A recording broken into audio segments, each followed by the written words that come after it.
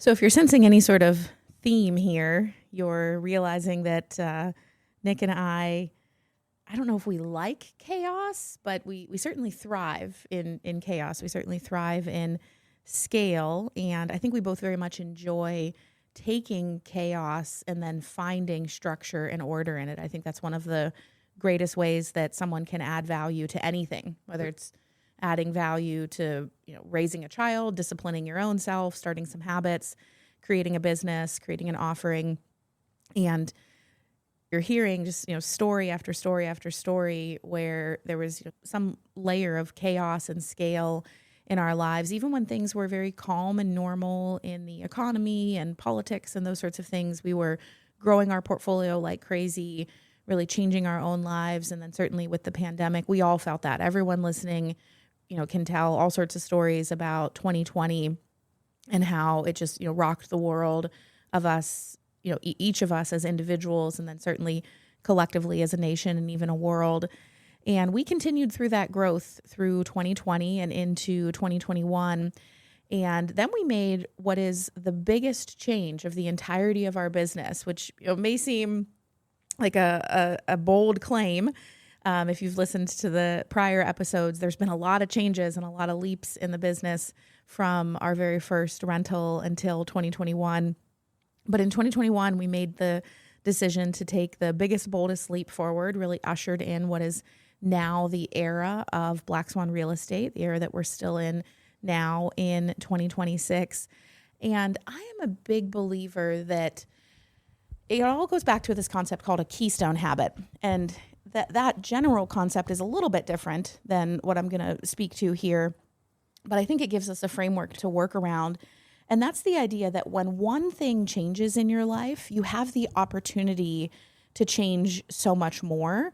And if you're intentional about it, instead of getting sucked into the fear of the change, you can use the change for your own good. So let's say you're moving across the country. You're getting a new house, you're moving across the country. You're probably moving for some sort of reason. Maybe it's a relationship, a job, something like that. But you're moving, so you have to change all of the very simple things. Where do you grocery shop? Where do you take your dog to the vet? What roads are you driving on? What gym are you going to? And while you're changing those things, you have the opportunity, because your mind is already attuned to doing something new, to change many, many, many other things. So if you're already, say, going to a new grocery store because you've moved across the country, you can change what you buy at the grocery store. Maybe healthful eating has been a long goal of yours, and you can change the way you walk around that grocery store because you don't have the muscle memory of the old grocery store. So that's the idea of taking something where there's already chaos in life and using it for your greater good. And we're going to share the story of how there was a lot of chaos and scale in 2020 and 2021 as we were buying up as much real estate as we possibly could, when there was so much fear in the market, interest rates were so low, investors were hungry. So there was a lot of opportunity to acquire as much as possible. And we said, hey, during this period of chaos and scale, let's change everything with our business model, and not just change everything with our business model, but do something that was very much not a market norm, and believe in ourselves and believe in our intuition and believe that one of the greatest ways that you can add value to the market is through innovation. So as we're at the peak of the pandemic, buying all these buildings, I love how Elaine mentions, thriving in chaos. There's a great book, Buy Back Your Time, and the author observes that most entrepreneurs enjoy a lot of variety, enjoy a lot of chaos, and then they struggle to bring order to that chaos because success is often, it requires you to dive into uncertainty and to tolerate chaos, to have an extraordinarily high tolerance for chaos, but then to also have a tolerance for the boring, for bringing processes and procedures and people and scale to what was originally this kind of artisanal, very exciting thing, and you need to make that exciting thing boring. That's fundamentally all that we do with apartment buildings. Is we typically buy apartment buildings that are kind of chaotic, are kind of not being managed very well, and we bring order to those things. And that's exactly what we did when we launched our first private equity fund. So at this time, we were before then we were doing individual deals, raising capital for individual apartment buildings. And at one point, I think we had, five or six different apartment buildings in flight. So different phase of contract to close, raising capital, in different buckets. And then when we, started owning a large number of apartment buildings, it was pretty shocking because we had individual, books and records and stuff for each apartment building. And let's say we are upgrading, doing a programmatic upgrade of all the appliances in this building, and there's literally another building we own across the street that could use the hand-me-down appliances from that upgrade program, but they're owned by two different investor groups. And so they have to have two different sets of books. And okay, does one apartment building buy the appliance from the other apartment building? What happens if that appliance, is in medium condition versus excellent condition? What happens if it, doesn't work when we plug it in the new apartment building? And, does the one entity have to reimburse the other, and who pays for it? It's so shockingly complicated. And the solution was to launch a fund, a private equity fund, and to put everything into one big bucket so that we could pool those resources. We could drastically reduce the amount of administrative overhead. We also had this great problem to have, that we had really more investors than we had opportunity for them, and that sort of continues to this day. And so it was a very uncivilized process getting people into those individual deals. We're often having to tell people no. We'd have to tell way more people no than we could tell yes. And then we saw this interesting shift, in the marketplace, where a lot of people would talk about real estate private equity, and a typical private equity firm would be, say, this Wall Street-based firm, and they would collect fees and splits, and then they would, they round up investor capital and then reach out to an operator like Elaine and I in the Midwest, where you can get yield and, squeeze that operator for fees and splits. And there'd be all these disalignments of incentives, administrative overheads. And we said, there's got to be a better way. There's got to be a way that we can get better economies of scale, reduce our administrative overheads, simplify things, and also bend the moral arc of capitalism towards justice. That's one of our very explicit missions that we state, because we saw all these fees and splits and kind of opaque ways people were being compensated, and we thought, man, there's no way that this is the most efficient way, the most righteous way to do things. And so we worked with some of the best attorneys in the country on syndications and funds, and said we want to do things differently, and we want to have no fees, and we want to put our investor interest first, and we're not deploying this capital into other people's deals. We want to raise our own capital and then put that capital into our own deals. We just have a pool of properties. And there's a lot of things doing that onboarding paperwork where our attorney said, well, no, you have to collect fees. That's the only way you can make money at this. We're like, no, we can make money at the equity, at actually, delivering returns to our investors. And it took many rounds of innovation of, they would send us the paperwork, 3-4 times and say we were naive for not charging fees, and one day we'd come back and be upset with them that they allowed us to get into the situation where we weren't charging fees. And eventually they had us sign this letter that they had advised us we definitely had to collect fees no matter what, and we weren't allowed to ever say that they had not warned us otherwise. But ultimately, we put together a very different private equity fund structure, and it has worked out extraordinarily well. We courageously innovated and kind of leapt into, I would say, a little bit of the chaos of that world. And it took us, I don't know, many months, probably a good 6 months of talking to coaches and mentors and other people in the industry and finding out what we liked and didn't like about how it usually worked, and then kind of forging our own path, making our own way, and then ultimately launching that fund and raising the capital. And one of our coaches said, ultimately, you're not better, you're just different.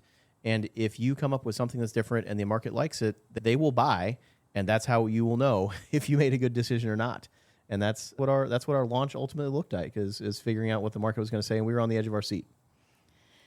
I love that you spoke to the pragmatic nature of it. I think I'm probably just much more the emotional one, and I remember 2021 as this year of a lot of emotion, a lot of identity exploration. At that point, we were financially free from our own real estate holdings, but we knew we wanted to scale. We love to create value. We love to do new and interesting things. We love to grow as humans. We love to share prosperity with others.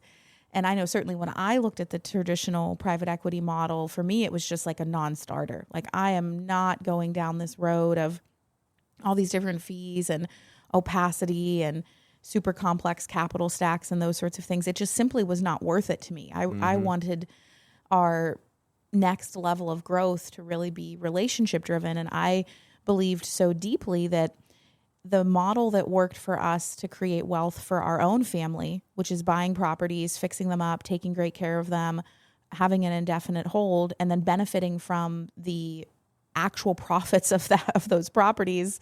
And I'm chuckling here, and I'll kind of clarify that in a second, that's what was good for investors as well. And yet it was such a scary transformational period because we were meeting new mentors and we were in bigger and bigger peer groups and in masterminds and those sorts of things. And we would explain to people what we were thinking about doing. And it was as though we were speaking two entirely different languages. And it's one thing to speak two entirely different languages when you're confident in the ability to speak your language. We had never done a private equity fund before. So we were like, no, we want to do it like this way. And then kind of everyone around us was like, well, no, this is how it's done. And we're like, well, like you can do it this way. You just have to have that, in the legal documents and, kind of everything that Nick shared. And we just believed so much that private equity should be based on the value that's created in the thing that is owned, whether it's apartment buildings, lemonade stands, whatever it is, and not this separation of alignment between general partners and limited partners, where general partners, have this whole menu of fees, an acquisition fee, a capital event fee, a loan recourse fee, all of these fees. And then there's splits after that because that's a fundamental disalignment of incentives. And maybe I came at that because I'm a psychiatrist and I think so much about human behavior and human incentives and alignment.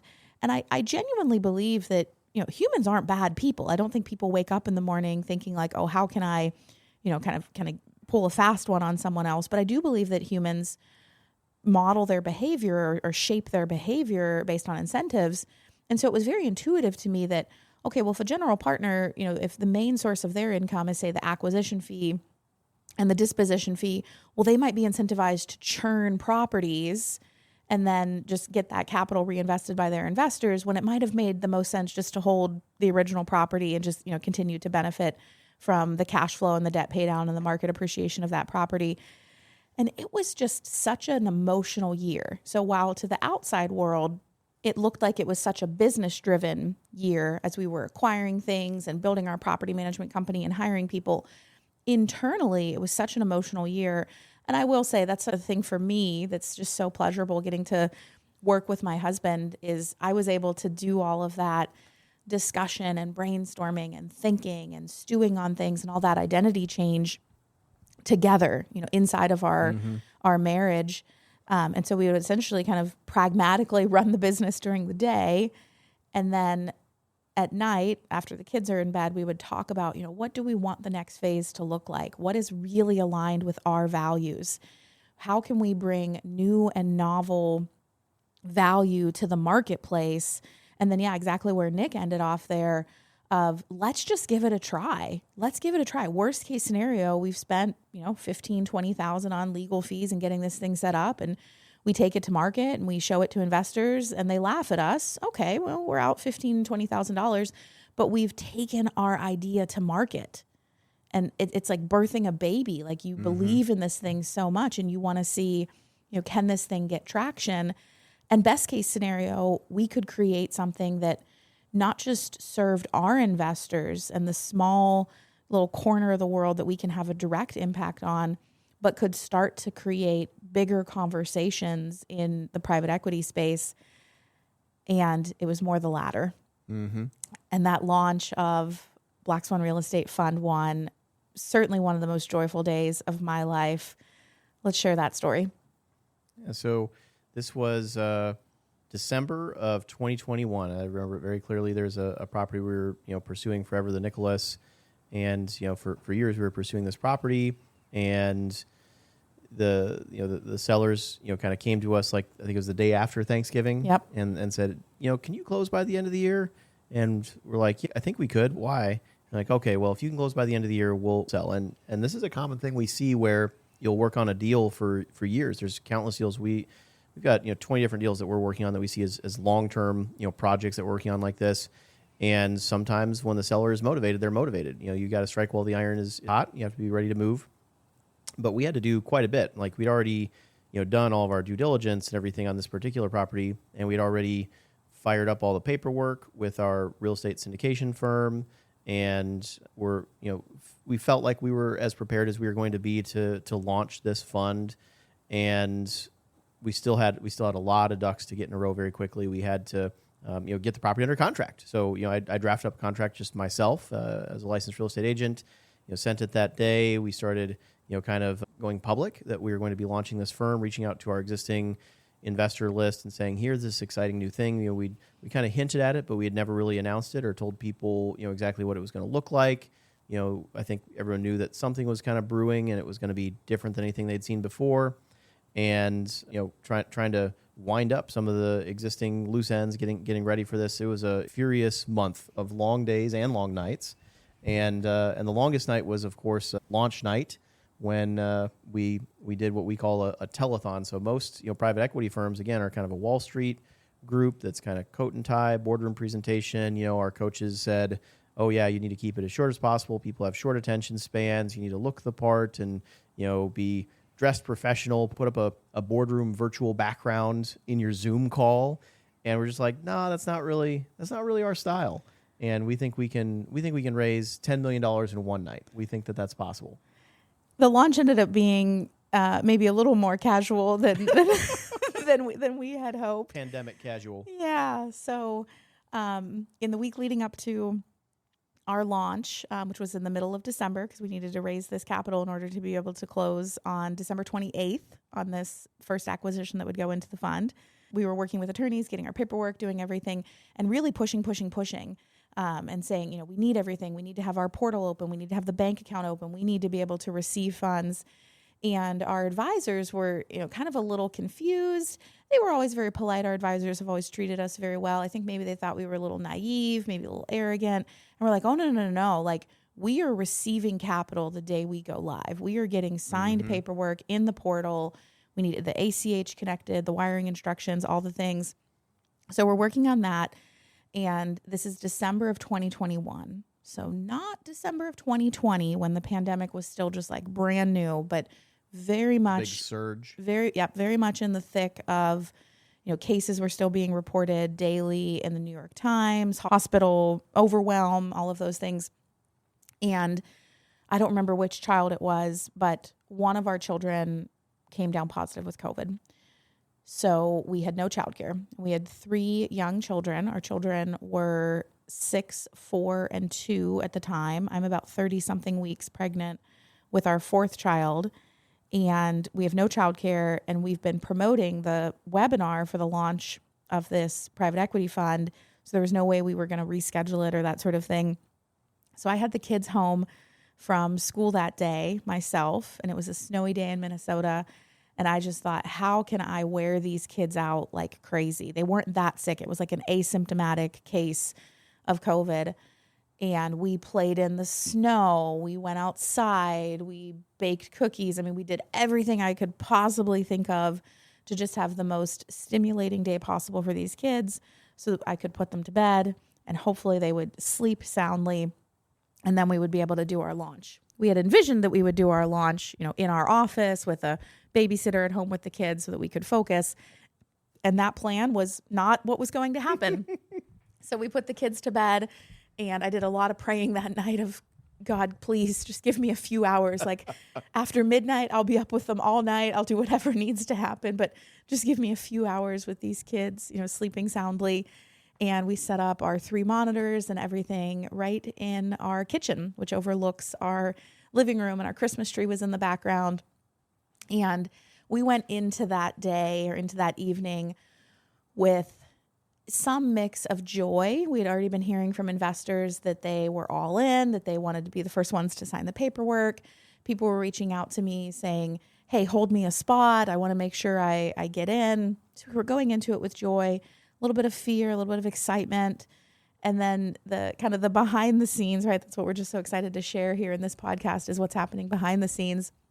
Behind the scenes, I am just thinking, please let those kids sleep. Please let those kids sleep. Please let those kids sleep. And, kind of long story short, we went live and we had our slide deck and the things that we wanted to cover. And, sharing about our journey and our belief in the relationships between general partners and limited partners, and our no fee structure and our indefinite hold structure, all of the things that were so different, sharing about the Nicholas apartments and why that made such great sense as a strategic asset kind of in the center of all of these smaller apartment buildings that we had acquired through the pandemic. And exactly like Nick said, it was a bit of a telethon where we were watching our investor portal and doing our slides, and I would refresh that investor portal. I'm like, okay, we're at 4 million. Okay, we're at 5 million. Okay, we're at 6, we're at 7. We ended up going for, I think, about 4 hours, just kind of continuing to talk, do the slides, give updates on how much capital had been raised. We did live Q&A for several hours, and we ended that night with I can't remember if it was either 10 or 11 million in commitments, but it was a $10 million fund based on the number of commitments. We knew we were full, and I think when we hit that, end call for everyone button, there was just this sense of euphoria, not just that we had done it, but that the market had done it, that our investors had done it, right? We could have had the best slides and the best presentation and the best microphones and all the things. It was the belief from our investors that private equity could be done differently, that you could take out all these fees and obfuscation and all the division between general partners and limited partners and actually go out and create real value, actually go out and buy a thing and improve the thing and create real value from it. And boy, oh boy, oh boy, was that exciting. And we woke up the next day, checked on the portal again, more millions had come in soft commits. And that was the launch of Fund 1. And that's the phase of the business that we're in today here in 2026. And as things shifted in the market, as the pandemic cooled down, inflation heated up, interest rates went up, the basis of our model, which is the alignment of general partners and limited partners, became even more important. I believe that the basis of that model is always important. It's a little easier in times of plenty when there's just, so much profit to go around, kind of everyone can have profit and it's great. But when there's headwinds in the market, that really shows the division between general partners and limited partners. And we were able to see that as headwinds, started in the market in 2022 onward, and our investors love our model and they see that we've never had a capital call. We're able to make distributions. We've never had capital loss. We've never come anywhere close to a lot of the problems that, have plagued our industry in the last couple of years. And it really all goes back to all of that soul searching that was happening in 2021. So we hope this is an inspirational story to you. You're probably not launching a private equity fund, but maybe you're thinking about doing something that flies in the face of what you've learned from your family background, from your cultural background. The thing that will get you there is probably very different than the thing that got you here, and you should be bold in doing what feels right to you. Seek counsel from people who have traveled that road before. Find mentors, find a peer group, but ultimately just have the courage to creatively innovate, and then give the market the opportunity to tell you if you've been successful, if you've created something that the market values. I love that the free market, it's the ultimate kind of democratic system. If you want to know how someone really feels, ask them to put money on it. And so when $16 million shows up in a day, voting for this idea, this bold, new, different, creative idea, it's such a blissful feeling, such an incredible, euphoric feeling, exactly as you said. So hopefully you've found this inspirational, you found helpful. If so, please like and subscribe this podcast or share it with someone who might also find it valuable. And we look forward to joining you in the next episode.